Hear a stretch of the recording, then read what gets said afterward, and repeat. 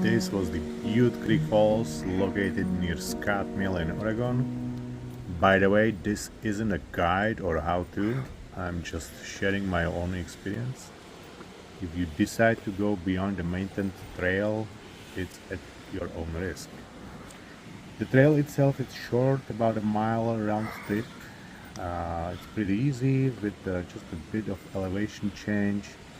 There are two main waterfalls here, the upper and the lower Butte Creek Falls.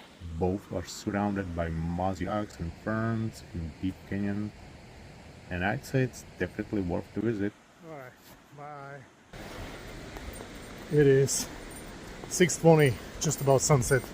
It's kind of dark here because it's in a deep canyon here. Yeah. But anyhow, I hope you enjoyed this video.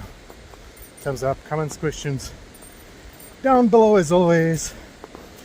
Consider subscribe if you haven't yet, and if you want to see another adventure videos. I'll see you next one. Peace.